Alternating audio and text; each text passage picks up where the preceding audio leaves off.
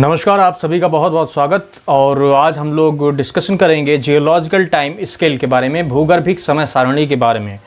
पृथ्वी का ऐतिहासिक अध्ययन करने के लिए और पृथ्वी के समस्त तथ्यों का कालक्रम के अनुसार अध्ययन करेंगे हम और देखेंगे कि किस तरीके से पृथ्वी का विकास हुआ और इस पर जीवन का किस किस कालक्रम के अनुसार विकास होता चला गया। सभी तथ्यों का हम लोग अध्ययन आज करने वाले हैं। तो जियोलॉजिकल टाइम स्केल का अध्ययन करना क्यों आवश्यक है, ये तो आप जान ही गए हैं कि पृथ्वी के बारे में, इसके अस्तित्व के बारे में, संपूर्ण प्रक्रियाओं के बारे में जानने के लिए इसका अध्ययन करना अति आवश्यक है। तो सबसे पहले हम लोग आज चलेंगे प्री कैम्ब्रियन कल्प में। जी हाँ, हम लोग जियोलॉजिकल टाइम स्केल का अतीत से वर्तमान की ओर अध्ययन करेंगे, क्योंकि जियोलॉजिकल टाइम स्केल दी हुई है जो वर्तमान से लेकर अतीत की ओर दी हुई है। तो हम लोग अध्ययन को थोड़ा सा सरल करने के लिए, इंटरेस्टिंग करने के लिए हम लोग अतीत से वर्तमान की ओर अध्ययन करेंगे। तो हम लोग चलेंगे आज से लगभग 4500 मिलियन वर्ष पूर्व।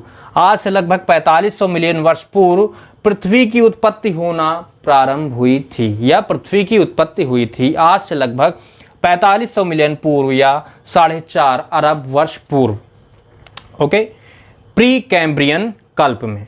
और इसी क्रम में हम ये देखते हैं कि 3500 मिलियन वर्ष पूर्व या 3.5 अरब वर्ष पूर्व पृथ्वी की जो भूपर्पटी है उसका निर्माण होना प्रारंभ हुआ था। पृथ्वी की भूपर्पटी और पैंजिया का निर्माण होना प्रारंभ हुआ था 3.5 अरब वर्ष पूर्व।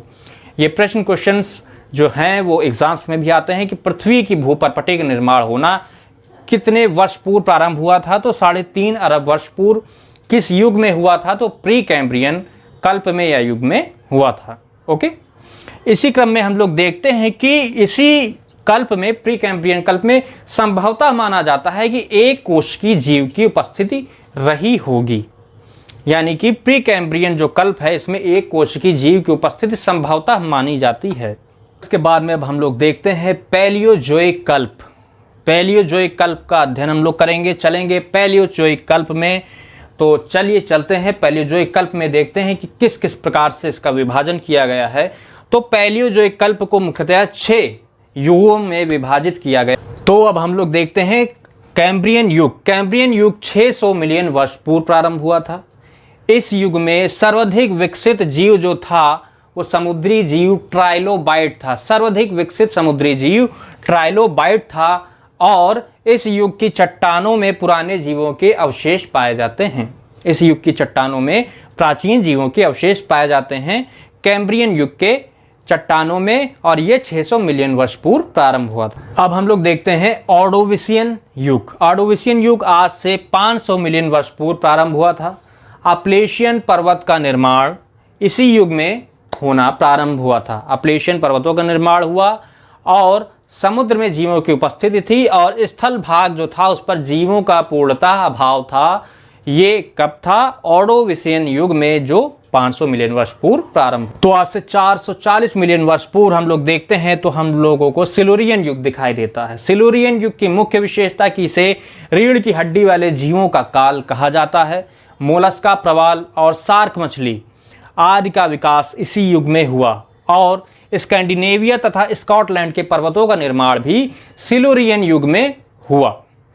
अब हम लोग चलते हैं 400 मिलियन वर्ष पूर्व, तो देखते हैं डेवोनियन युग को।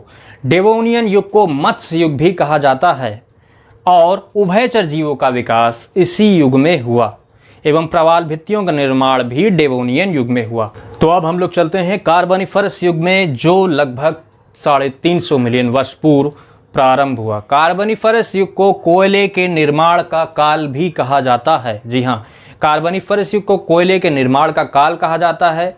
दलदली और सदाबहार वनों का विकास भी इसी युग में हुआ।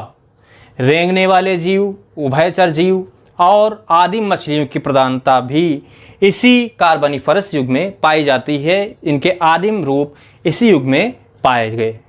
अब हम लोग चलते हैं 270 मिलियन वर्ष पूर्व, जिसे पर्मियन युग कहते हैं। पर्मियन युग, जिसे हिमानी का काल भी कहा जाता है। इस युग में उभयचर जीव, रेंगने वाले जीव तथा मछलियों की प्रधानता पाई जाती है।